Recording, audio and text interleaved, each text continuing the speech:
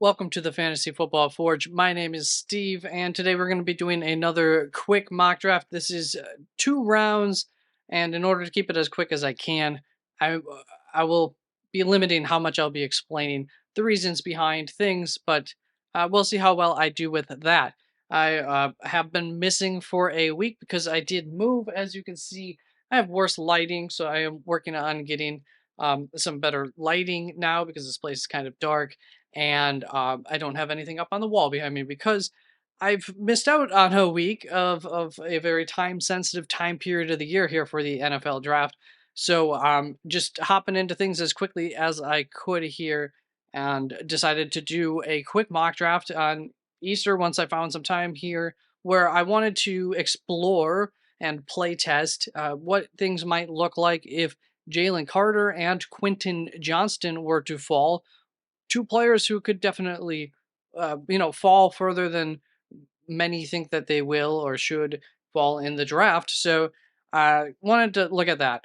I will be taking some inspiration from my previous quick mock draft, quarterback chaos. I think let's just get into this before the actual mock starts here. I'm going to get this Aaron Rodgers trade done with.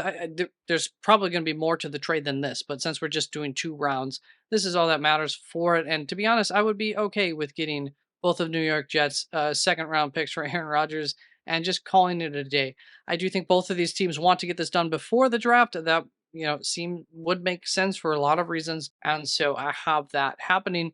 We'll see if that actually ends up happening. So with that out of the way, Panthers are up on the board, and this is where we are going to see a little bit of that quarterback chaos come into play with Bryce Young going at number 1. It very much could happen. I still lean a little bit towards CJ Stroud going here, but I don't know that that's for any good reason. And that's the biggest concern with it. So for now, going to go with Bryce Young at number 1 to Carolina, which is going to throw a wrench into Houston. They wanted Bryce Young. And in this scenario, I have them maybe not caring about having the pick of the litter between the next 3 quarterbacks on at least most people's boards, or maybe even saying, well, okay, we got, we're gonna give the leash here to D'Amico Ryans to build a team. There's a couple of really good quarterback prospects coming down the road in 2024's draft, so maybe they would just push it off till then. That's not going to be what we have them doing here. Here's a little bit confusing with the route that they take, but it is what it is. And I think that's because maybe this would be a bit of a surprise to them. At pick 3, this offers a lot of latitude to the Arizona Cardinals in order to accept a trade here, because I think CJ Stroud would garner more interest than either of the other 2 quarterbacks. And so if in this scenario the Detroit Lions are trying to move up as I have them, I don't think any team can really outbid them. So I do have the Lions trading picks 6 and 18 to move up to 3, but also getting 66 back just to equal out the value here a little bit. 6 and 18 is a bit expensive to move up those 3 spots from 6 to 3. And so we offer that trade. It is accepted. And with that, the Detroit Lions are going to take CJ Stroud, what at least one person, I think the franchise guy, describes as a mobile Jared Goff. So who better to learn from than Jared Goff himself? Yeah, maybe that's not great logic, but Jared Goff's not bad. Whatever the case, this will give the Lions, I think, the hope that in 2 years, 3 years, they move from what I think they currently are is scary-ish playoff contenders into Super Bowl contender territory if CJ Stroud is who they would want him to be. So that's the reasoning for that move. And with the changes at the top here, that kind of made it possible and more likely. So that's how I have it going in this draft. Then the Indianapolis Colts, nothing unique here. Anthony Richardson. With Jalen Carter falling in this draft, then that's going to open things up a little bit more for these cornerbacks. So we are going to see Devin Witherspoon go to the Seahawks, followed up by Christian Gonzalez to the Arizona Cardinals. Both moves that I think make enough sense there. Then with Tyree Wilson also kind of falling here, and the reason for that would be just I do think that it's very possible and maybe even likely that Devin Witherspoon, Christian Gonzalez could be higher up on big boards than Tyree Wilson overall for a lot of teams. And in this instance, that's kind of what we ended up doing with Seattle and Arizona. And so I have Tyree Wilson going to the Raiders. Then the Falcons come up onto the board. And at this point, like I said, Houston is a little bit surprised by what ended up happening here at pick number 3 in this specific universe, in this scenario. And so with that, or maybe pre-draft they had already talked with Atlanta and they felt comfortable that there was a trade there. Whatever case you want to make for how this works out, the Houston Texans are able to move their 73rd pick and of course their 12th pick to move up to the 8th spot. Usually that one ends up getting accepted. Not this case. All of these trades have been accepted in the trade simulator, and I also went and looked at trade values, trade charts for value. So they're all good as far as that goes. But whatever. Houston up on the clock is going to be taking Will Levis. For some reason, they just didn't have much of a care other than Bryce Young in this draft, and so that's how that ends up shaking out. Then I just don't see Chicago passing on Jalen Carter as much as they should go offensive line. Once he gets here, that's by around pick 9, the concerns, the risk of taking him, the value starts to even out.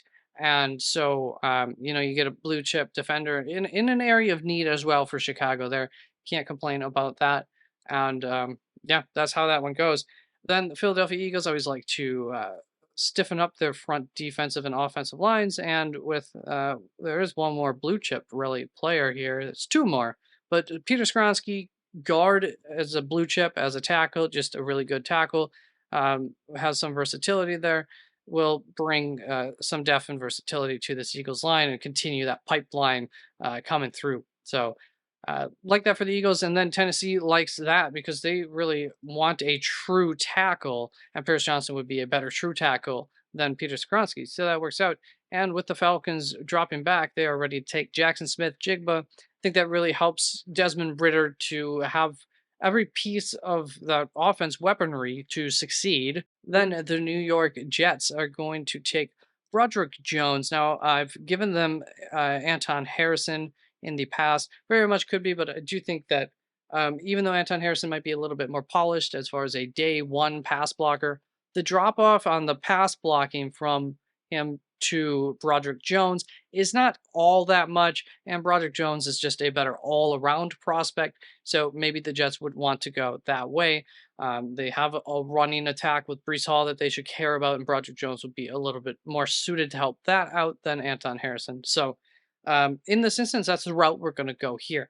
Then the New England Patriots come up onto the board, probably a trade down spot, but I am going to end up having them take Joey Porter Jr. here at cornerback. I think that's a solid prospect for them. Could go tackle, could go some other areas, but that's where I have them going in this scenario.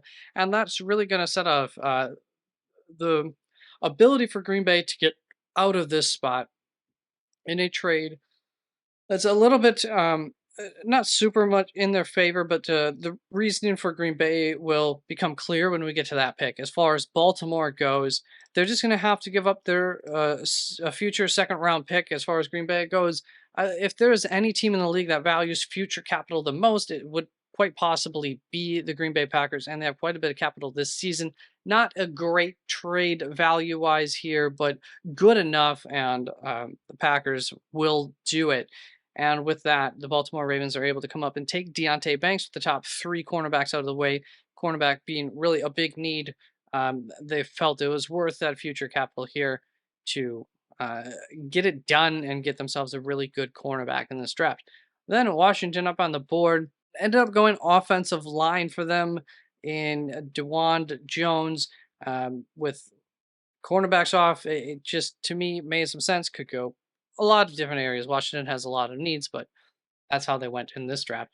Then Pittsburgh comes up on, and they just need to continue to build that picket fence, and Anton Harrison's going to be the guy for that in this pick. And then Arizona, with their extra pick from Detroit, gets onto the board, and they are going to start to rebuild those trenches. Really think Arizona is looking towards 2024 already with the Kyler Murray injury. Maybe not expecting a whole lot from 2023, anyways. So, getting the weaponry for Kyler Murray might not be the number one concern. Just getting good guys on this team, especially in the trenches on the offensive and defensive side, I think is going to be more important to them. Plus, it's the pipeline of coaches from Philadelphia that's there now. And so that's where they focus, anyways. And you will see that come to fruition throughout this draft with the other picks from Arizona. Then we've seen a lot of offensive tackles, offensive linemen go off of the board up to this point, running out very quickly. And so we are going to have them take Darnell right. Then I'm going to have Seattle go with Clyde Jacansey. Not necessarily the pick that I would take myself for Seattle, but also uh, not one that I would like give them a bad grade for. I totally understand it. And so I don't I think they would prefer Bryan Bresee there, but Clyde Jacansey should at the very least be a nice rotational piece for them to be able to use, and hopefully the hope would be more than that. So Seattle, there you go. Then the Chargers, another pick here. I'm not in love with, probably not what I would do, but I also think that it makes sense for them, and more sense than like when I did more so of what I would do would be Josh Downs. Do you think that Zay Flowers might be more of a match for what they need? And now with the Packers trading back, this works out for them because they had their eyes on Brian Branch. The value just didn't seem right to them at pick 15, but at pick 22, they can stomach it just a little bit more, and they got some draft capital to work with for in the future in this instance. The Vikings need some help at cornerback, and so they are going to go with the next cornerback on my board here in Cam Smith. Just give them some much needed help. Then Jacksonville comes up on the clock, and they really would have liked Brian Branch. Could go some other routes. However, they are going to receive a trade offer that I think would be hard for them to look away from. And so the Green Bay Packers are going to come in here and offer them picks 42, 45, and 149 for pick 24 and 121, I believe it is. And here's one that does not get accepted more often than not. So we'll force that through. The value works out. I understand why Jacksonville might not want to do this, but I have a plan for them, and you will see how that works out. They are currently acquiring the ability to move around and get their own targets throughout this draft. So with Green Bay moving up, they're going to take probably the guy who was on the board for Jacksonville there in Dalton Kincaid. The logic here for Green Bay is just that in the second round, they're not going to find the wide receiver talent that they would want to add to this roster in order to help Jordan Love. However, they do feel that Dalton Kincaid, especially in comparison to my number one tight end, Darnell Washington, is going to be able to give a maybe not a safety net, but another threat for Jordan Love to be able to work around with and to help him be successful. And they felt that that required moving back up into the first round in order to make sure that that would happen, especially in front of a team like Cincinnati. So that's how that works. Then we have another trade here with the New York Giants. And what it is it's Kansas City calling up because there is a guy on the board that they would really like to get. And so Kansas City is going to trade picks 31 and 95 for 25. It's good value right there. And that should go through. And so Kansas City had their eyes on Nolan Smith here. Then the Dallas Cowboys, I find it there's going to need to be someone special on the board, I think, at 26, other than Bijan Robinson, for them not to take Bijan. Then the Buffalo Bills are going to end up getting Jack Campbell here, a guy who I really think could sneak into the first round and would make some sense for Buffalo. Then Cincinnati comes on the clock, and they're going to take my number one tight end in Darnell Washington here, as they do have a big tight end need and don't want to wait on taking the scraps from the pile and get their guy. Then nothing really new here. We're going to go Mozzie Smith for New Orleans. The Eagles are going to continue to work on that defensive line pipeline, just as they worked on their offensive line pipeline here by getting Miles Murphy. I think that's a fine fit. And the New York Giants, the reason that they were okay moving back is because, well, A, they weren't too concerned about Luke Wibbler getting taken. Also, B, just like the Packers, the value, stomaching that just makes it a little bit easier if you get something to move back and still get your target. And so that is what happens here for the New York Giants. Sorry, Giants fans, but I think center is a pretty solid pick here for the New York Giants, and taking their pick of the litter, whoever it is that they end up wanting, would make sense here instead of waiting for whichever one falls. Like, I don't think Joe Tippmann is the best prospect for them. Then Pittsburgh's going to end up getting their cornerback in Julius Brents here. So they've got the two spots of the biggest needs there right at the top of their first two picks just fine. And Houston's going to come on the clock. They've seen an offensive lineman center get taken, and they're going to grab their guy in John Michael Schmitz. Then Arizona comes up onto the board. And I've talked about Lukas Van Ness being a guy that the Eagles would like. And here we do see some of those Eagles coaching staff also liking Lukas Van Ness in an effort to continue to rebuild that defense, that defensive line in the trenches. And I think that Lukas Van Ness makes more sense here than in the first round myself. So works out well there, as it's a good spot, I think, for Lukas. The Indianapolis Colts come up onto the board, and they're just kind of going to go like best man available-ish here with Osiris Torrance at a position of need. They need to help that O-line. They need to make sure that their future quarterback now can be successful, and that starts with having a good offensive line in front of them. Then the Rams come up onto the board, and I believe they're going to be trading out.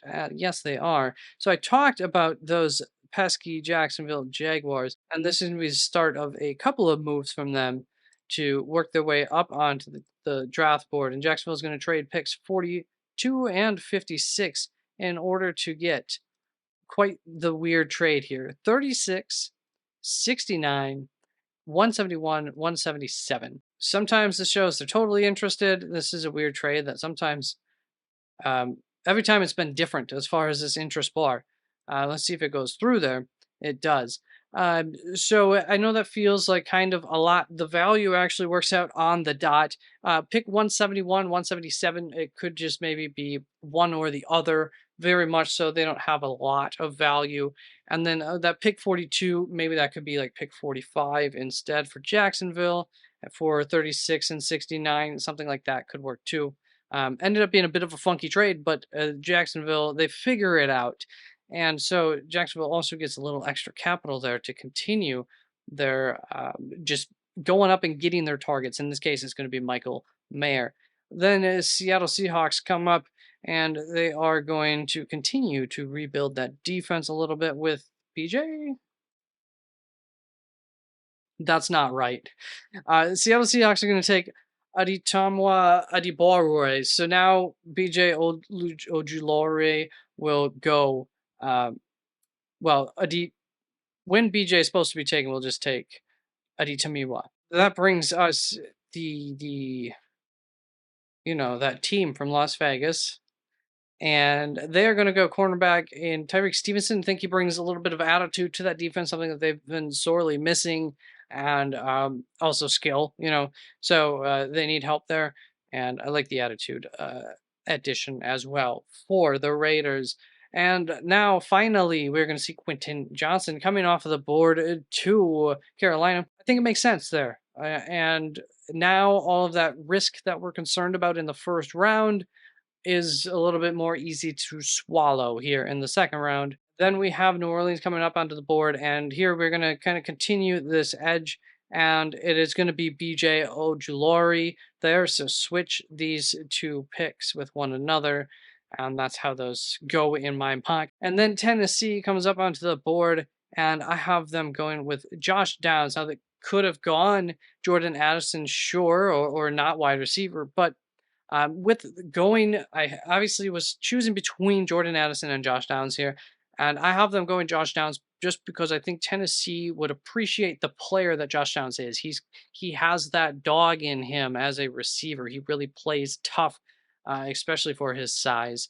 And I think that's something that they would appreciate as a culture fit, if nothing else, there, and get another weapon for that offense. Now on to the Rams, and the Rams will take Will McDonald. I don't think I think that's what I had him taken in my 1.0, and that brings the Packers up onto the board, and they are relieved to see there's still a couple of edges left at the tail end of that tier that they have interest in, and they take Felix Anudike-Uzomah, which brings the Falcons up onto the board, and we have the Falcons, I think, pretty much, I think, getting the end of this run of edge rushers with Tuipulotu. Then Jacksonville is up on the board here, and they need help in the nickel spot. So I believe the next best nickel player left is going to be DJ Turner. He could play on the perimeter too, but at least for now, they're going to try him out at the nickel, and that should work out. Love DJ Turner, and I think that would be a great pick for Jacksonville since they missed out on Brian Branch. Then we have New England coming up, and New England is going to take Jordan Addison here, get him off the board, their next great wide receiver pick. And Washington, I'm sorry, I know this isn't interesting pick for y'all, but Steve Avila is still on the board, and by y'all I mean all one of you Washington fans. Um, Two offensive linemen. I know it's not exciting. I'm sorry, but I think it makes some good sense, and you can never have too good of an offensive line. So that is the route they go this time around, and I'll try to do better, more excitement for you in my mock draft 2.0, which I will be working on as soon as I get done with this, posting this up online. Then we have the Detroit Lions up onto the board, and I actually had them taking Dion Henley kind of as a mistake when I did this originally, as my test after my Easter dinner. But I think Trenton Simpson I have ranked higher and brings a lot of the same abilities as Dion Henley. Both can help out in that nickel spot, which is where um, you got James Houston for 1 year there, and then you're going to definitely need help. And I think both of them can kind of be in a helper backup rotational role for year one. Now here we are going to start to see some tiers ending, and we see these runs going, and we are going to see a linebacker run with Pittsburgh taking the opposite of Dion Henley or Trenton Simpson in this scenario, and the Bucks are going to go with Drew Sanders there. Then Miami would, I think, almost be foolish to not take offensive line here, but I could, if they don't go offensive line, they have to go tight end, and there is one tight end that really fits their system nicely in Sam Laporta. So could see them going that route, have them go in that route in this instance with all of the offensive tackles and everything taken. They're hopeful that maybe they'll be able to still get their guy on the offensive line if they wanted to trade up, but I don't have them doing that in this draft, but he's still on the board at the end of the second round. Then we have Seattle on the clock, and Seattle does need help on the inside of their offensive line. And let me know, Seattle fans, would Joe Tippmann be of interest for you? I don't know if I overlooked that or what exactly, but there was the next best guard on the board is actually under being a tackle, Cody Malk, as who I end up having them take. But let me know if center would be more of a need than guard. So got you a guard there. Then Chicago comes up onto the board, and we're seeing these offensive linemen really start to get whittled down here. So Matthew Bergeron, Chicago absolutely needs help on the offensive line, and they still are able to get a guy here with some decent upside. Then the Chargers come up onto the board. I hate picking for the Chargers. I don't know if I agree with this pick. I have them going Siaki Ika. I do have in interior defensive lineman as a need on my list for the Chargers, but I don't think that I agree with that. Otito Ogbanawe from last season, I think is a great guy. He's not even your starter currently, according to our lads, and so I don't know. Let me know, Chargers fans, if you think that you need more help there on the interior, at least this high up in the draft. However, you don't take one semi-high in the draft, it's going to get pretty ugly too if you do need help there. So let me know what you think about that one. Detroit Lions are also, now we are seeing the last couple good ones get taken there on the interior defensive line. Then with this extra pickup from Jacksonville for the Rams, I have them going Jahmyr Gibbs. Not something I would do. However, obviously he was on this short list of guys I was looking into for them. And that mostly had to do with what the board looked like at that point. They have a lot of needs. I don't think running back would be the smartest decision to go, but it's also like very much a Rams move. So wouldn't surprise me if they went Jahmyr Gibbs, and great running back. Really like that. So, get a good player at least. Then the New York Giants come up onto the board, and they might be happy with the wide receiver room. They might not feel the need to do this. I don't even know if they can. They have so many darn little wide receivers, but those guys need some room to run in. And currently, I think defenses are really going to be able to play up on them and kind of smother them. So you need somebody to help keep that defense honest. And Jalen Hyatt could do that with his pure speed, just going down the field. So that is the hope there with that pick for the Giants. Then Dallas comes up onto the board, and we have that renewed vigor for the run game. And what better than Joe Tippmann to help push that forward and really help those running backs thrive. So with what the board looked like, uh, Dallas interior lineman kind of got taken up a little short bit before that. Linebackers had that little run. And so we go back to that interior, and we're going to finish off the centers, the good centers there for Dallas. Then Buffalo comes up to the board, and who do I have them taking? That's right. Guess who I have them trading with? That's right, the Jacksonville Jaguars. And so I have Jacksonville trading pick 69, 127, and 185. Maybe it doesn't need to be this much. Maybe it does. I don't know. To get up to 59. I think I kind of had the mindset here that there was a bit of Buffalo was pretty happy to take someone. However, they could use a little bit more capital in this draft, so they were open-minded, and there were a few teams competing for this pick. But Jacksonville, with all that stock, was able to beat any other offers.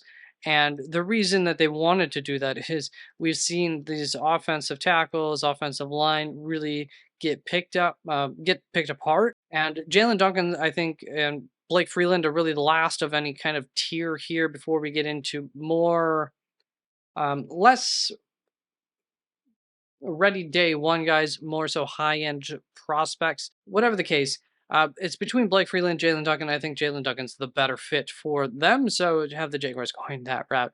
Then the Bengals, I really like this pick for them. Could be a different safety, but I have them going with Sydney Brown to pair up with Dax Hill.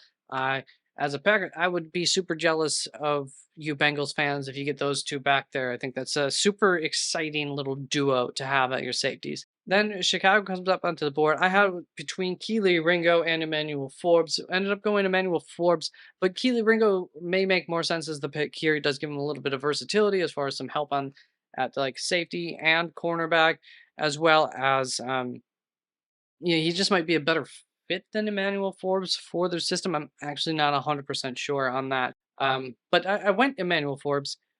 Could be Keely Ringo, I would say, as well. Then the Eagles are seeing some of these safeties finally start to get taken off the board, and they're going to get their guy in Jordan Battle. Bit of a need for them anyways. And I think that Jordan Battle is a bit of a leader, something that you obviously would like on your defense. But also, he's going to bring some of that physicality and that attitude that they've lost with Chauncey Gardner-Johnson now being gone back to the team on their defense. Jordan Battle does play very physically hard and has some attitude in his game. So I like that fit there for them. And here's another a fit that I find to be very interesting for Kansas City to wrap this draft up in Rashee Rice. I think they could figure out how to use him very nicely, even in year one, if any team. So what I am going to do, I think, to save on some time of this video, is put each team and what players I have down in the description, what players they got in this 2-round mock draft, instead of trying to go over them here. So thank you very much for watching the video. Sorry I've been gone, but had to move stuff, a lot of it, and then I'm back. So I'm going to start working on mock draft 2.0 here, and catch you then. Thank you. Bye-bye.